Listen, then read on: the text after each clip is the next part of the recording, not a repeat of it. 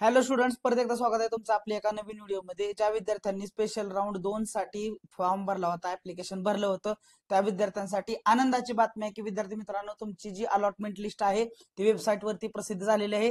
तर तुम्हाला जर तुमचं अलॉटमेंट झालं आहे का नाही हे जर तुम्हाला बघायचं असेल तर तुम्ही होमवरती या, म्हणजे आपली जी वेबसाईट आहे ती उघडा. वेबसाईट उघडल्यानंतर तुम्हाला अलॉटमेंट लिस्ट वरती जायचं आहे. अलॉटमेंट लिस्ट वरती जर गेला तर तुम्ही इथं स्पेशल राऊंड 2 सिलेक्ट करायचं आहे. बाय डिफॉल्ट हे सिलेक्ट केलेलं असेल.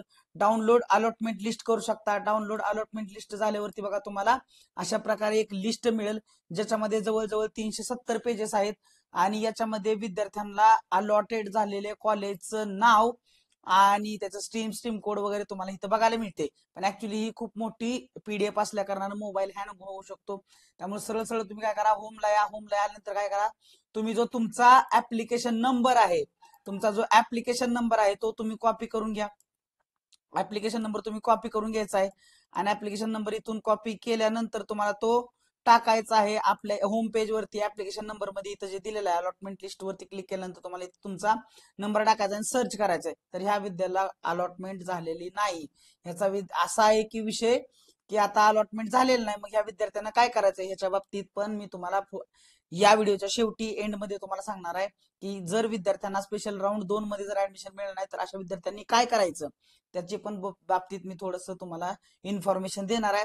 तर पहिल्यांदा ज्या विद्यार्थ्यांना ऍडमिशन मिळालंय त्यांच्या बाबतीत काय करूया, आपण थोडस डिस्कशन करूया. आता जर समजा ज्या विद्यार्थ्यांना ऍडमिशन मिळालं आहे तर पुढची प्रोसिजर काय असणार आहे ते मी तुम्हाला पूर्णपणे सांगणार आहे. सगळ्यात महत्वाची गोष्ट, ऍडमिशन शेड्यूल थोडंसं बदललेलं आहे. ऍडमिशन शेड्यूल मध्ये काय चेंज झालाय बघा विद्यार्थी मित्रांनो. 19 ऑगस्टला सकाळी आपल्याला अलॉटमेंट लिस्ट जाहीर झालेली दिसत आहे आणि अलॉटमेंट लिस्ट जाहीर झाल्यानंतर सकाळी 10 वाजता आपल्याला अलॉटमेंट लिस्ट जाहीर झालेली आहे. सगळ्यांना विद्यार्थ्यांच्या लॉग इन मध्ये त्यांना एसएमएस गेलेले आहेत की विद्यार्थ्यांना ज्या कॉलेजचा अलॉटमेंट मिळालेला आहे त्याच्यातून विद्यार्थ्यांना जाऊन कॉलेजवरती काय करणार, ऍडमिशन कन्फर्म करायचंय. तरी आज 19 तारीख आहे, 19/8/2025 सकाळचे 11:42 झालेले आहेत. आणि सगळ्यात महत्वाची गोष्ट, दुपारी 1 वाजल्यापासून बघा, 19 ऑगस्ट 2025 दुपारी 1 वाजल्यापासून ते 22 ऑगस्ट 2025 रोजी सायंकाळी 5 वाजेपर्यंत विद्यार्थी ऍडमिशन करू शकतात. पण आधी ही तारीख किती होती, 19 ऑगस्ट ते 20 ऑगस्ट अशी 2च दिवस होती. पण तुम्हाला 19 ऑगस्ट, 20 ऑगस्ट, 21 ऑगस्ट, 22 ऑगस्ट अशा प्रकारे तुम्हाला 4 दिवस मिळणार आहेत विद्यार्थी मित्रांना. तर ज्या विद्यार्थ्यांना कोटामधून ऍडमिशन मिळालेले असो किंवा त्या विद्यार्थ्यांना कॅप मध्ये ऍडमिशन मिळाले असो, सर्व विद्यार्थ्यांनी ऍडमिशन जर मिळालेलं आहे, विद्यार्थ्यांनी काय करायचं, त्यांनी जायचं आहे कॉलेजमध्ये. कॉलेजमध्ये जात असताना सगळ्यांना त्याच्या आधी काय जी प्रोसिजर करायची त्याच्यावरती आपण बोलणार आहे. तर बघा, तुम्ही ब्राउझर आणि मॅन्युअल्स वरती जाऊन तुम्ही हे सगळे प्रोसिजर तुम्ही बघू शकता. ज्या विद्यार्थ्यांना कॅप मध्ये ऍडमिशन मिळालं आहे त्या विद्यार्थ्यांनी काय करू शकतात, अलॉटमेंट लिस्ट चेक करायची आहे तर पहिल्यांदा विद्यार्थ्यांनी होमवरती या.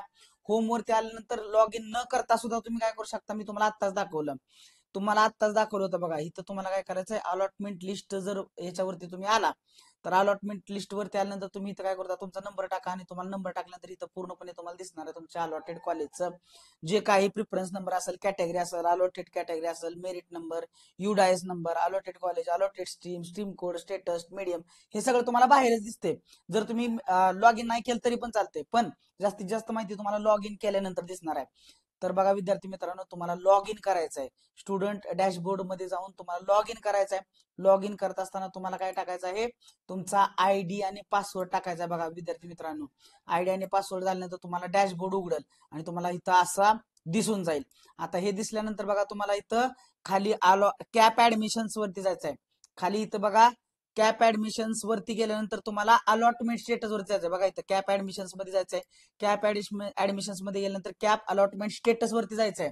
कॅप अलॉटमेंट स्टेटस वरती गेल्यानंतर बघा इथं स्पेशल राऊंड 2 आहे. तर ह्या विद्यार्थ्याला काय मिळालं नाही, अलॉटमेंट मिळालेले नाही.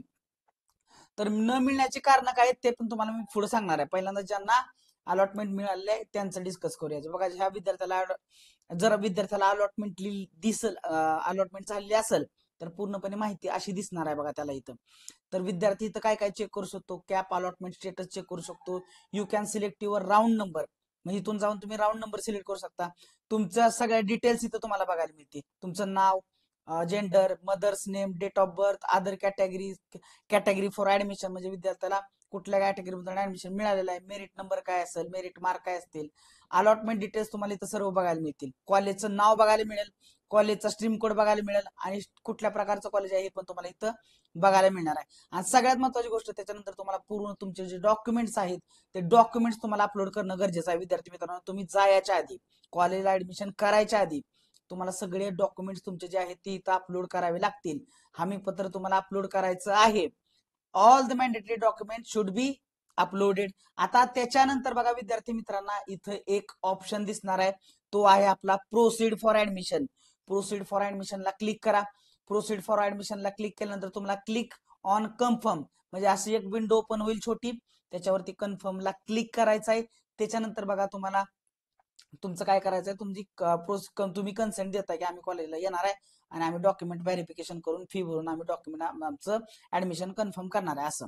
आता समजा विद्यार्थ्याला ऍडमिशन घ्यायचं नसेल तर त्या विद्यार्थ्यांनी पहिल्यांदा काय करा, कुठंच काहीच क्लिक करू नका.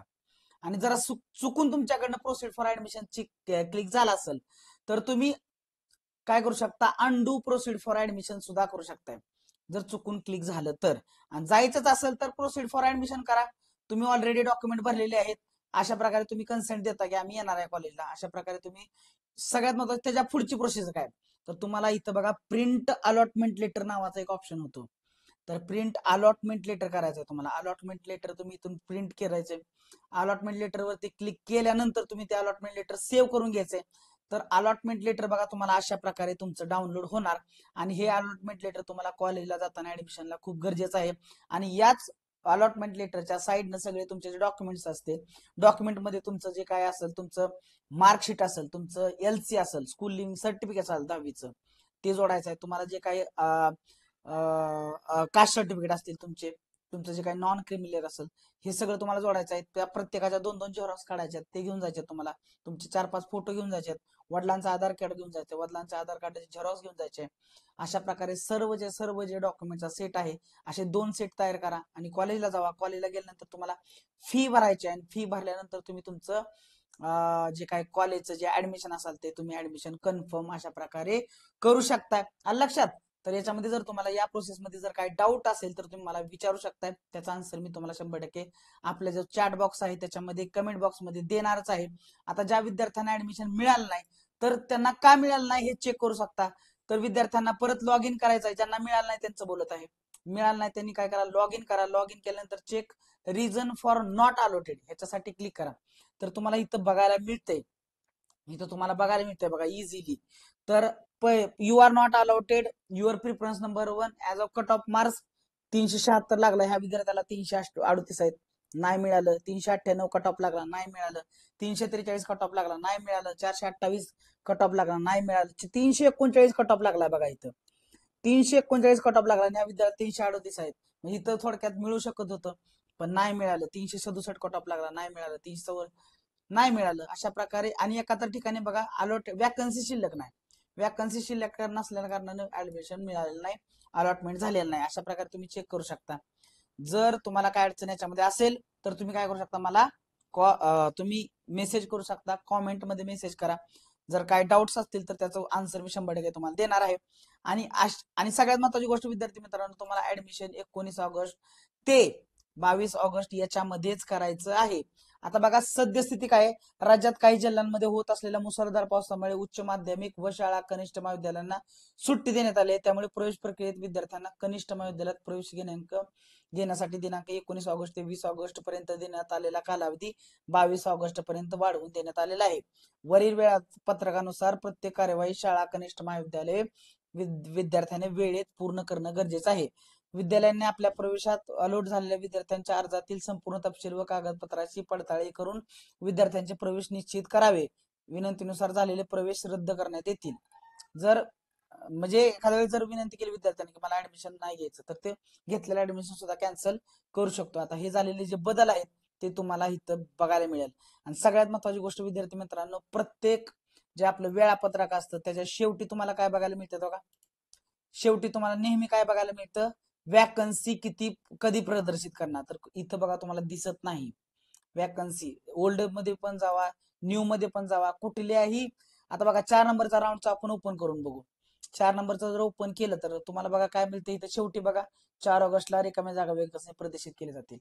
आता ह्या वॅकन्सी प्रदर्शित केले जातील का नाही स्पेशल राऊंड 2 नंतर, ते खूप महत्वाचे आहेत. म्हणून म्हणलो ते तुम्हाला आपला जो राऊंड आहे, आपला जो व्हिडिओ आहे, त्याच्या शेवटी मी तुम्हाला सांगणार आहे. तर मोस्टली आपला जो महाराष्ट्र शासन आहे तो स्पेशल राऊंड 3 सुद्धा लावेल, कारण बऱ्याच विद्यार्थ्यांना ऍडमिशन मिळालेलं नाही अजून सुद्धा. आता बघा ह्याच विद्यार्थ्याचं मी तुम्हाला दाखवलं, तर एक नाही बरेच विद्यार्थी असे आहेत ज्यांना अजून ऍडमिशन मिळालेलं नाही. तर त्यामुळं मला तर वाटतंय की त्यांचं जे धोरण आहे, शेवटचं ऍडमिशन जोपर्यंत मिळत नाही तोपर्यंत आम्ही ऍडमिशन प्रक्रिया चालू ठेवू. तर त्यानुसार जर ते पकडणार असतील तर मला वाटतंय की ऍडमिशन अशा प्रकारे होऊ शकते. ऍडमिशन प्रोसिजर स्पेशल राऊंड 3 ची चालू होऊ शकते. स्पेशल राऊंड 3 हा सुद्धा येऊ शकतोय. त्यामुळे काय करा, तुम्ही होप ठेवा व्यवस्थित. आय होप सगळ्यांचं व्यवस्थित होऊन जाईल. तर तुम्हाला जर काय डाऊट्स असतील तर तुम्ही विचारू शकता. आता बघा हे विद्यार्थी आहे, हा ऍडमिटेड आहे. तर अशा प्रकारे बरेच विद्यार्थी आहेत ज्यांना ऍडमिशन मिळालेलं आहे, पण बरेच अजून विद्यार्थी राहिलेले आहेत. तर त्या विद्यार्थ्यांनी काही काळजी करू नका, सगळ्या विद्यार्थ्यांचं ऍडमिशन होणार आहे.